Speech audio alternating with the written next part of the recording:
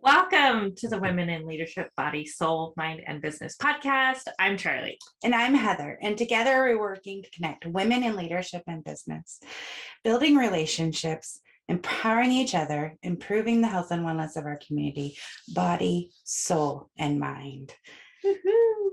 And today is Season 4, episode 1. Woo! We're very, very excited. We have been still bringing you guys great content over the last 4 or 5 weeks that we've been on it's been about our 5 vacation weeks. Yeah. time. We took some time off to spend with family and our kids and go and do some fun things, but also we were still doing a lot of behind the scenes planning, and we've got some really great things coming for you guys, and we can't wait to share them with you.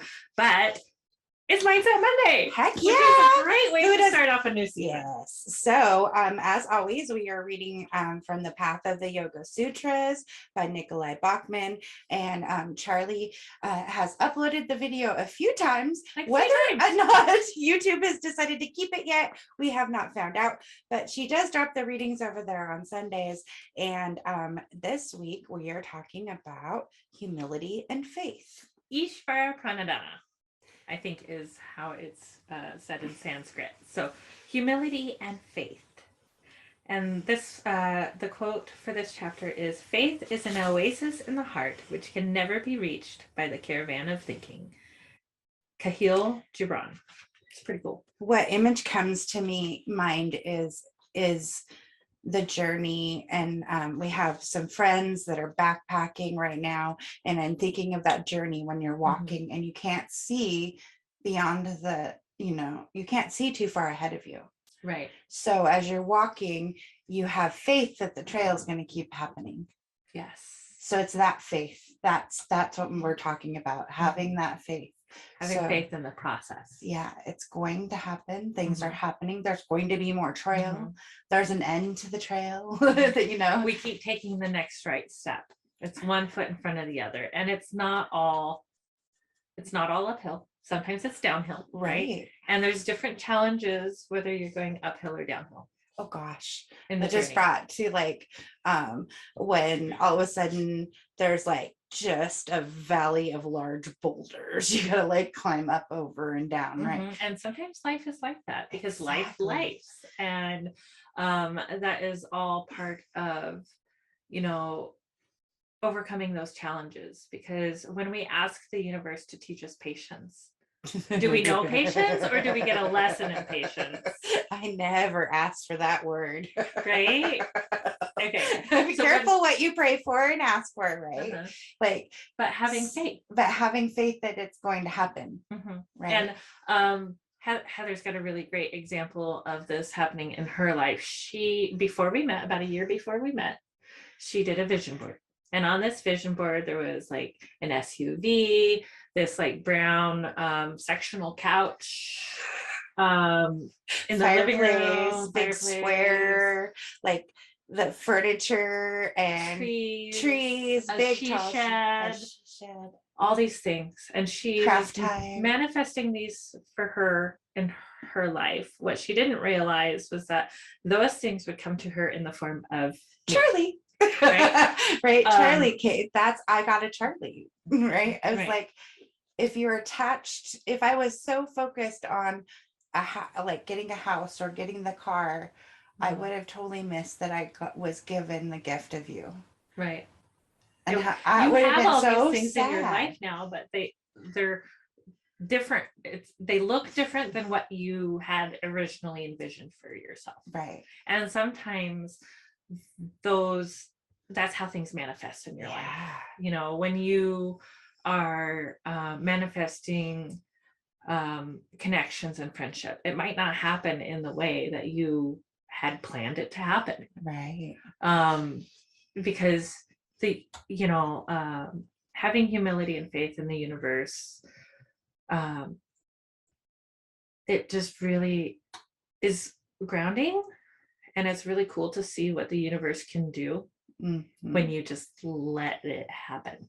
Yeah, stop fighting it. Just keep taking the next right step, and it'll all fall together just the way it's supposed And to. I feel like if it's not a little scary, then maybe the dream isn't big enough. Mhm. Mhm. Because the bigger the dream, the bigger you're going to try and the bigger you're going to show up every day. It gives you that drive to do it. Mhm. And growth comes from not being in your comfort zone, Oh, yeah. right? Only just Personal keep a growth. toe in. At least a toe in. At least right? toe in, just Not saying you have to jump off completely, but just like hold on and then like lean out of the comfort zone. it's like when we took the kids to the river. It was really cold because here in the Pacific Northwest, all of our rivers are glacial runoff, right? Yeah. And it takes a little bit of getting used to the temperature, and you go in a little bit. And if you're like Heather, you fall in. You just get in. You just and she just tends to jump in head first. I have grown up here in the cold water, and that's just been like the best thing. Like we would challenge each other to see who could get down to the dock, get their shoes off, and off the dock fast. You're first. Like who could be the first in the water? But then the rest of us were taking baby steps. Yeah. Other people are like on the shore or just putting their legs in for a little while, that's okay just too. get used to the temperature before you sink right in, right? Yeah. And such is the way of life and growing a business and building relationships and connections and manifesting things into your life. And then taking a step back and being in a place of gratitude. Yes. And we are definitely in a place of gratitude today. And it just really, there's a sense of peace when you come from a place of gratitude and love. Yes. You're doing the right thing. You're taking the next right step. Mm-hmm. And it's scary to not know what the next hill or the next challenge or the next thing is. Mm-hmm. But every time we take a breath and step into it with the faith and the trust, it's been absolutely magnificent. Absolutely. Now, then in the chapter, it talks about the fact that nobody owns knowledge. You don't own knowledge. You have knowledge from the things that you were exposed to, articles you've read, news you've watched. Your knowledge comes from the external, right? And you don't own that. So if you are sharing with somebody like we share with you, we tell you, as often as we can, that this is where we got our information, but everything we are saying in our authenticity is our authenticity. How we're understanding it. It's how we're understanding the knowledge that we've been given from external. Yeah.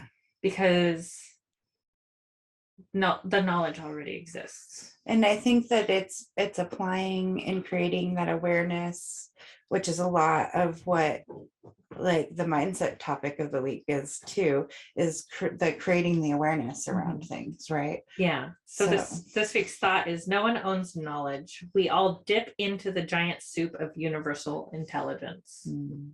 Okay. It's a giant soup. We all know a little bit, right? And then surrendering to the divine allows us to truly understand your relationship with it. How deep is that? When you surrender that faith and humility, we have a better understanding of our relationship with the divine. Awesome. Very cool, right? It's very cool. And then the third thought this week is I will give credit for all that I accomplished to my teachers and to the teachings themselves. So, and we're just really in this place of gratitude today. Well, I think that takes, we're not trying to be like conceited with our knowledge. No. Right.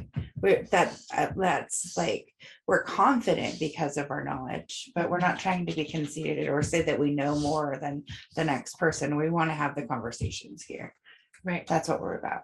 Yes. Have the conversations, sharing ideas, coming to, some kind of outcome, whatever that may look like for whatever it is, but we're sharing knowledge through our experiences with other women And I think that's super important. That's where those connections come from. And as women, our community is so important. So, and I think this is a great topic for our community this week is reach out and touch someone. So the importance of touch, like I'm a very touchy person. Like I'm always like, am I okay touching you? And you all know that I used to be a massage therapist. Like touch is very important. When we were babies, before we were even born, we used touch to explore the world. It's also a very powerful stress reducer. So when we touch and we make connection with somebody else, when we touch and make connection with our fur babies, we are sending signals to our bodies, and our bodies are getting signals that are releasing good things in our body. What did it say? Is that in here? Speaking of touch, speaking of giving credit. Yeah, she is. Since we went to the river, she needs, her little skin's a little bit rough. 52 Small Changes for the Mind by Brett Blumenthal. And she's really cool. I looked her up. She's got a cool bio in the back of the book. She's a cool person. She seems really cool anyways. I'd like to meet her someday. So in here she talks about so many studies where touch has reduced stress. It reduces the stress hormone cortisol, right? Yes. I read that. That's what we read earlier. Yeah.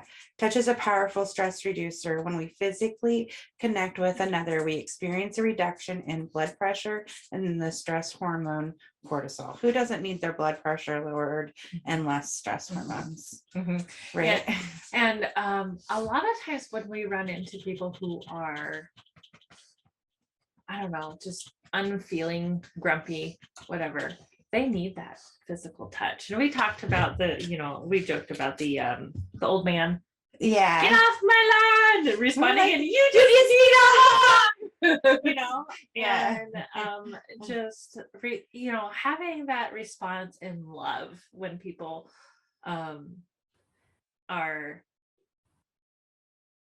having an experience within themselves that's negative, right? Because we know it's not about us, right? So we've talked about that a lot, right? You caught that in book week. We're not going to take it personally. So it's about something that they need, right? And this is a way that you can do it. So also another good place of touch is like, yeah, that's nice. I just put my hand on your shoulder. So evaluating yourself, like where are you on touch? Like especially since we've been a lot more isolated, we're not used to being touched. So getting touched can be scary again, to let somebody touch you and be in your space. So being aware of that and making sure that you're accepting the hug. Maybe it's a side hug at first. Yeah, Andy came up to me the other day and he's like, side hug? And I'm like, yeah, side hug. Side hug. But that was his way of showing affection and touch in a positive way that was comfortable for him. Yeah, and I think that's great. And especially our kids that are sensitive to those things, like it's okay if I come up and touch Andy, but if anyone else does, they had better ask first, right? Like it's like, Yeah. On another thing, I freaked him out the other day because he had his headphones on and he's sitting in a chair with his back to the front door, but a couple feet away. And I wanted to let him know that I was going to shut the door behind him so he wasn't freaked out about that or felt like he was like locked out or something. And he's like, can you like not come up behind me and touch me? Because that freaks me out. But he had he verbalized that, right? And communicated that as his need. And I'm like, sure, Andy, no problem. And I think it's cool too, because I think that some of us didn't have good dialogue around touch growing up. And yes means yes. And that applies to any type of touch. Yes means yes and no means no. Yeah. So is a no. Right. That's not yes. Right. Eh. Right. Someone's cringing away from you. That's a no. They're not looking to be touched. They're not ready. And I think it's also really important to teach our children body autonomy. If they don't want to be hugged or touched by somebody, it shouldn't be forced ever. Yeah. Yeah, because and I if think that is a opens new doors concept to you, I to, want you just to breathe with that and think about it and think about what you're teaching your kids as about what's okay for people to do to their bodies. Yeah. And we don't think about it. We're not meaning to cause these Mhm. harms, but we've learned so much as Yeah. we've grown and we're healing and stuff. So if that is a new concept, you just sit and breathe with it and let your mind open to what are we talking about, so you can see the other side. And then, you know, take a step back and think about, how would you feel if you were told to hug somebody and you didn't want to hug them? And were you allowed to express that as a kid? Right. Were you allowed to express that as a kid? Were you listened to and validated? Right. Right. And honestly, that's how we that's part of how we are going to keep our kids safe in the future moving forward, is that body autonomy. Yeah. You know, so that they know their bodies, they know their minds. I think it's super important. I agree. So Teaching our kids to think. Anyways, that was a hippopotamus moment. I So think it was take good, though. inventory, start small, depending on where you are, like move towards making more physical contact with people. You know, when you see people, when it's safe to, go ahead and give them a hug instead of a wave or a handshake, like getting more physical contact with the appropriate people. You know, it's really awesome when you are having a difficult appointment to have someone there that holds your hand, that takes over for you when you start crying. No, but helps you focus and just know that you're not alone in that moment. Like having someone there with you, that's invaluable. So the hand holding has, I feel like, literally saved my life. And it's, you know, it provides safety and security also, knowing that you're not alone because Someone's here with you, physically here with you. Okay. Yeah. Well, and then we talked about petting your pets. Not all of us have other humans with us all the time. Love on your fur, children. Yes. And just, you know, that also helps reduce that stress hormone in you and in them. It forms that connection, that bond with you and your pet that most people want. That's why they have pets. And that's why, like, the big dogs are actually lap dogs, because you still want them to love them. They still want to love and lay on you, even though they're big dogs. They're big dogs. And I know Athena and Freya both. Freya's my girl, and Athena's her girl. They will snuggle with us. And their body weight, you know, Athena's real small and Freya's kind of big, but their body weight on us, it's like a weighted blanket. And it is. It's like instant stress reduction. Plus, you know, they're pretty happy about it too. And if you ever like massaged a dog's ears and head, they just go, they get all excited. Yeah. So that physical touch is really important to them, and it helps create a bond with you. Yeah. You know, and they will reciprocate that, you know, with snuggles or cuddles or laying on your feet or laying, you know. Yeah. Whatever. Because one of the suggestions was like cuddle parties. Well, I think I have cuddle parties with my dog.